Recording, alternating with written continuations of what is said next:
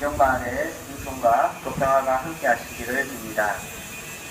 여러분들은 혹시 손님은 왕이다라는 말을 들어보셨을 겁니다. 이 말은 되게 서비스업에 종사하는 분들에게 적용되는 말인데, 손님을 대할 때 왕을 모시듯이 깍듯하고 정성스럽게 대하라는 뜻이 담겨져 있습니다. 그래서인지 요즘에 어느 가게를 가는지 서비스가 좋지 않으면 별로 가고 싶은 생각이 없어집니다. 그만큼 우리는 서비스 문화에 익숙해져 있는 것인지도 모르겠습니다. 서비스라는 것은 말 그대로 봉사를 의미합니다. 라틴어로 세르비레는 섬기다라는 뜻을 가지고 있습니다. 예수님께서 사람의 아들은 섬김을 받으러 온 것이 아니라 섬기러 왔다 하고 말씀하실 때 사용된 단어가 바로 세르비레입니다. 즉, 오늘날 서비스라는 것은 원래 섬기는 것을 의미하는 것입니다. 그렇다면 오늘날 우리는 누구를 섬기고 있습니까? 가게 직원이 손님을 섬긴다면 그는 손님의 종노릇을 하는 것입니다. 손님을 왕처럼 대하고 자신은 종처럼 낮아지는 것이 바로 섬김, 곧 서비스의 기본이기 때문입니다. 섬김을 받는 사람은 주인이고 섬기는 사람은 종이 됩니다. 이와 마찬가지로 우리가 어느 대상을 섬긴다면 우리는 그 대상의 종이 됩니다.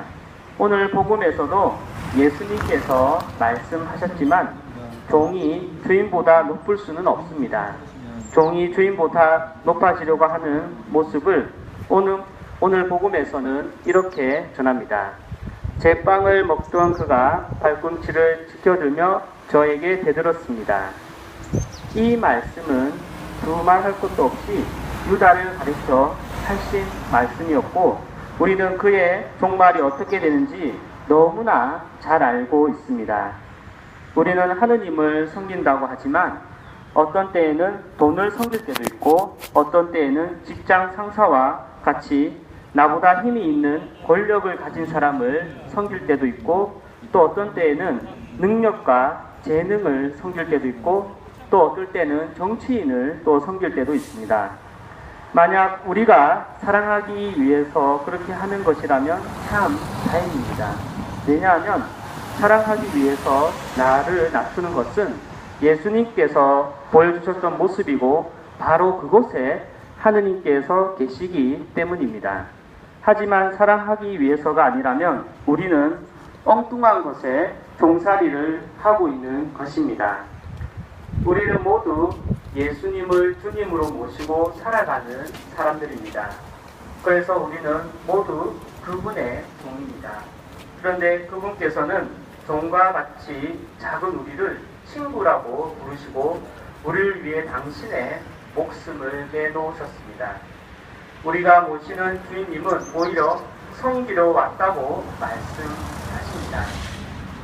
주인이 섬기러 오신 것이니 종과 같은 작은 우리도 그분께서 하신 대로 섬기는 모습을 배워야 합니다. 그분께서 섬기러 오신 이유는 사랑하기 때문입니다. 그래서 우리도 서로 섬기고 또 하느님을 섬기는 이유도 사랑 때문이어야 합니다. 그 밖에 다른 이유나 목적이 있다면 우리는 엉뚱한 것에 종이 됩니다. 교회 안에서 베드로의 자리를 차지하시는 교장님들은 전통적으로 스스로를 가리키며 하느님의 종들의 종이라고 말씀하십니다. 이 말이 과연 무엇을 의미하는지 생각해 보아야 합니다. 하지만 지금 우리나라는 그렇지는 않습니다.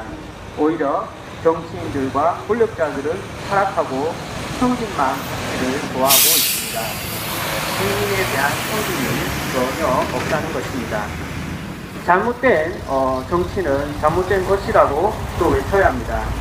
교정께서도 분명 말씀하십니다. 정치는 참여하는 것은 그리스도인에게 의무입니다. 우리는 정치에 참여해야 합니다. 정치는 공동선을 추구하는 것으로 자기가 가장 본으로 표현된 것들 중 하나이기 때문입니다. 평신도들은 반드시 정치에 관심을 갖고 참여해야 합니다. 여러분은 아마 그게 쉽지 않아요 하고 말할 겁니다. 사제식도 쉽지 않습니다. 인생에는 쉬운 게 없습니다. 정치가 너무 타락한 탓에 쉽지는 않습니다라고 교주님께서 말씀하셨습니다. 그렇습니다. 왜 이토록 정치인들과 또 권력자들이 타락하고 성기만을 받으려고 하는지 참 이해가 되지 않습니다. 가난하고 또 소외된 국민들을 또 보살펴주고 그들의 목소리를 들을 필요가 있습니다. 성김만 받으려고 하는 또 정치인들과 권력자들이 하루빨리 회개하여 또 국민들을 또 섬길 수 있도록 희망해 봅니다. 잠시 묵상하도록 하겠습니다.